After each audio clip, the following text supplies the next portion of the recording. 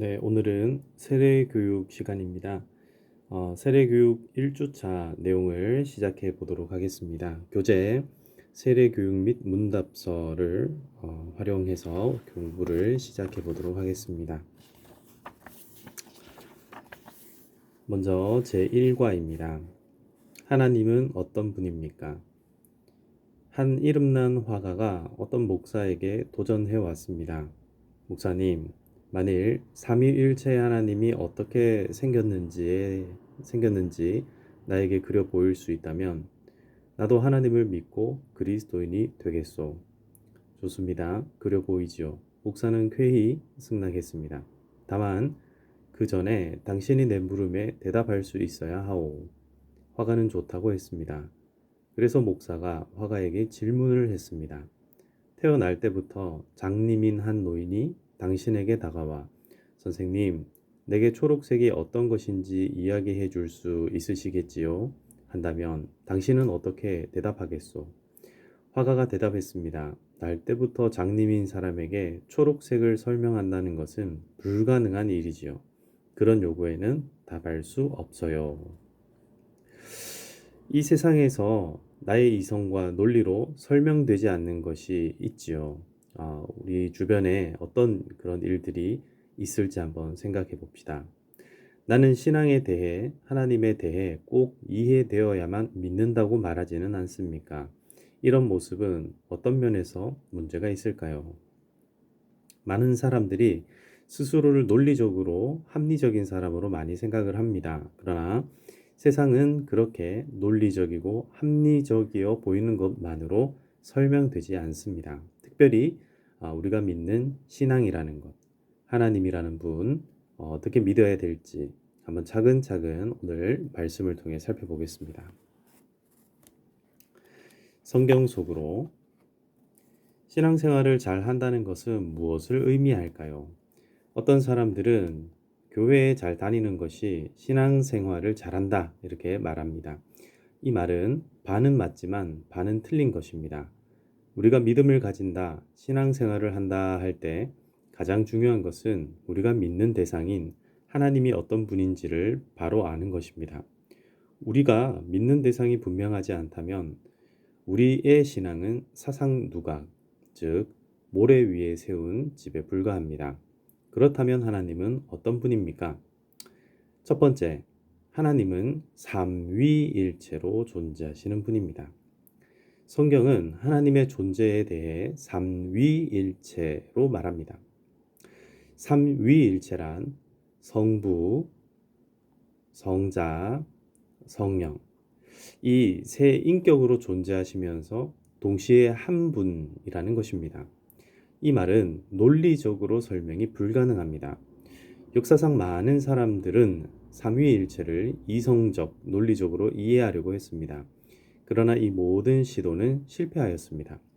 그러므로 삼위일체를 이성적, 논리적으로 접근하기보다 성경과 신앙 고백이 무엇이라고 말씀하는지를 보아야만 합니다.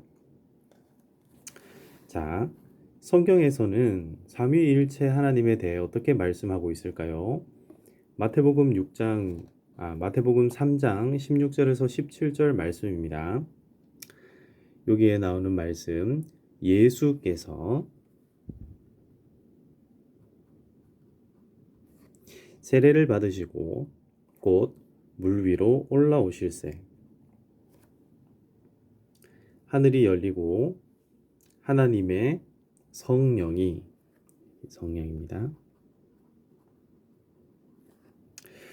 비둘기 같이 내려 자기 위에 임하심을 보시더니 하늘로부터 소리가 있어 말씀하시되 이는 내 사랑하는 아들이요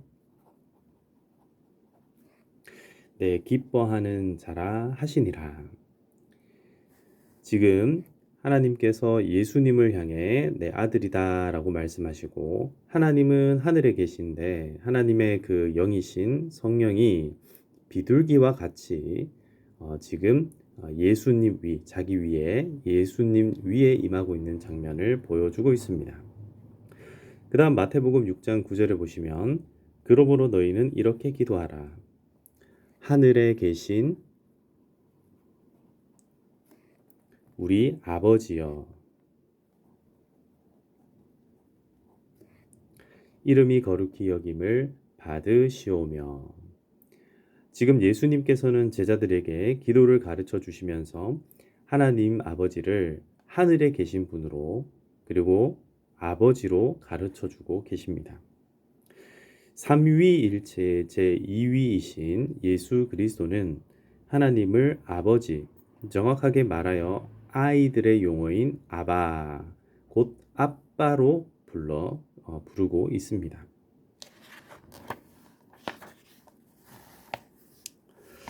삼위일체의 제1위이신 성부 하나님은 예수님이 세례를 받을 때에 예수님을 당신의 사랑하는 아들이라고 선포하셨습니다.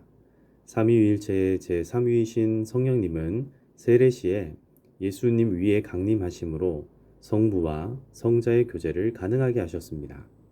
이 외에도 그리스도는 성령으로 잉태되셨고 성령으로 충만하여 하나님의 말씀을 전하고 성령의 힘으로 죽으셨고 성령의 능력으로 부활하셨습니다.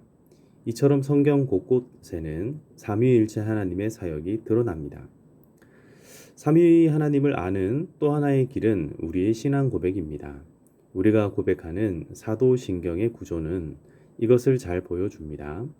사도신경의 제1항목은 성부 하나님과 그의 사역에 대해 고백합니다. 제2항목은 성자 하나님, 즉 예수님과 그의 사역에 관해 고백합니다. 제3항목은 성령 하나님과 그의 사역, 즉 교회, 거룩한 교회와 성도의 교제, 그리고 구원, 사죄, 종말, 부활과 영생에 대해 고백합니다.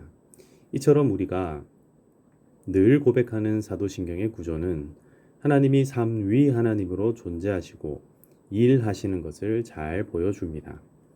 우리가 삼위 하나님을 고백할 때 우리는 그분을 이성과 논리로 접근할 것이 아니라 그분을 믿는다라고 고백하면서 접근해야 합니다. 실로 하나님은 우리의 이해의 영역을 넘어섰기에 우리의 하나님이 되실 수 있다라는 거죠. 따라서 우리는 어거스틴의 다음 말에 귀를 기울일 필요가 있습니다. 나는 이해하기 위하여 믿는다. 삼위일체는 오직 신앙의 대상이기 때문에 이성의 판단으로는 그 신비를 파악하는 것이 불가능하다. 이처럼 이성이 건널 수 없는 그곳을 신앙은 헤엄쳐서 건널 수 있다.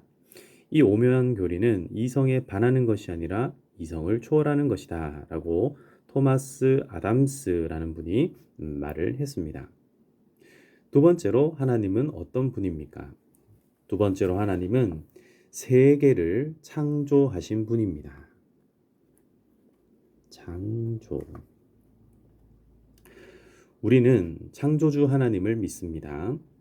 오늘날 현대 과학 문명은 온 우주뿐만 아니라 인간조차도 그냥 우연히 생겨난 것으로 믿습니다. 현대인들은 인간이 원숭이에게서 진화했다는 진화론을 마치 종교처럼 신봉하고 그 오류에 대해서 조금도 의심하지 않습니다. 성경은 이 사실에 대해 어떻게 말씀하고 있을까요? 태초에 천지를 창조하시니라. 태초에 천지를 창조하시니라. 또 골로새서 말씀을 보시면 만물이 그에게서 창조되되 하늘과 땅에서 보이는 것들과 보이지 않는 것들과 혹은 왕권들이나 주권들이나 정사들이나 권세들이나 만물이 다 그로 말미암고 그를 위하여 창조되었고 라고 말씀합니다. 하나님이 이 세계를 창조하셨기에 이 세계의 주인은 하나님이십니다. 만물은 하나님의 영광을 위하여 창조되었습니다. 그러므로 인간은 창조주이신 하나님의 뜻에 순종하며 그 말씀의 법도와 율례를 따라 살아야만 합니다. 그리할 때 우리에게 참 행복이 있습니다. 세 번째로 하나님은 어떤 분일까요? 하나님은 역사를 주관하시는 분입니다. 역사. 어떤 사람은 하나님이 세계를 창조하신 것은 믿습니다. 그러나 하나님이 이 세상의 역사에는 관여를 하지 않는다고 생각합니다. 그들은 하나님이 이 세계의 역사를 인간에게 위임하셨을 뿐 섭리하지는 않는다. 이렇게 생각을 합니다. 이와 같은 주장은 역사적으로 이실론과 같은 이단이 가장 강하게 주장했던 부분이고 교회와 성도를 많이 유혹하였습니다. 우리 인생을 향한 하나님의 관심이 어느 정도나 됩니까? 마태복음 10장 30절에 보시면 너희에게는 머리털까지 다 세신 바 되었나니 라고 말씀합니다. 머리털. 우리는 하나님에 대하여 영원불변하신 하나님, 그리고 능력의 하나님, 영광의 하나님과 같은 수많은 수식어를 붙일 수 있습니다.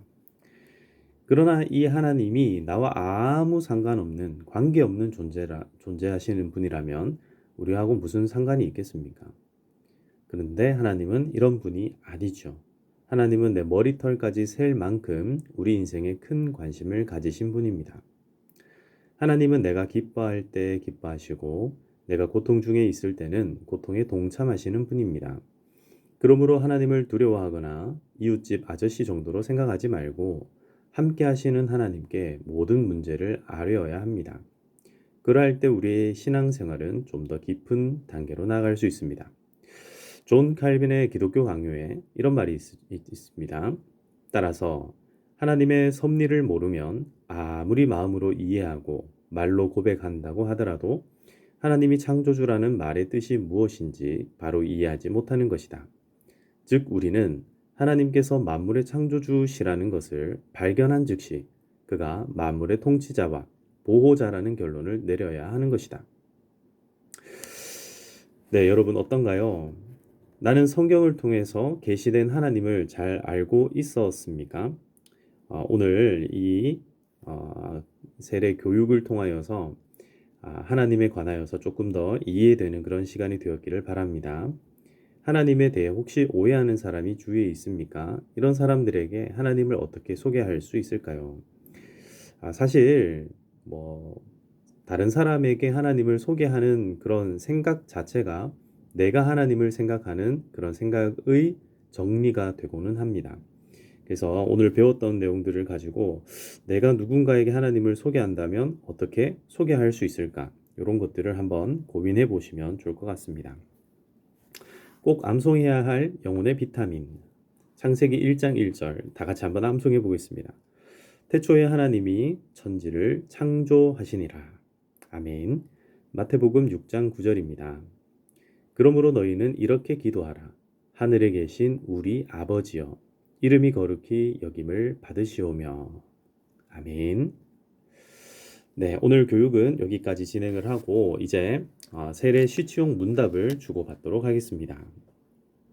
제가 먼저 읽고 여러분들이 뒤에 나오는 답을 같이 해주시면 좋겠습니다. 하나님이 삼위일체로 존재한다는 말은 무슨 뜻입니까? 하나님이 성부, 성자, 성령의 세 인격으로 존재하시면서 동시에 한 분이라는 것입니다. 두 번째입니다. 삼위일체 교리를 우리는 어떻게 받아들일 수 있습니까? 삼위일체는 우리의 이성과 논리로 받아들일 수 없고 믿음을 통해 받아들일 수 있습니다. 믿음을 통해 받아들인 후 성경과 신앙 고백을 통해 확인할 수 있습니다. 세 번째입니다. 하나님은 이 세상을 어떻게 창조하셨습니까? 네, 하나님은 말씀으로 아무것도 없는 것에서 모든 것을 창조하셨습니다. 네 번째입니다. 하나님은 창세 전에 무엇을 예정하셨습니까? 하나님은 창세 전에 우리를 택하사 예수 그리스도 안에서 구원하시기로 예정하셨습니다. 하나님이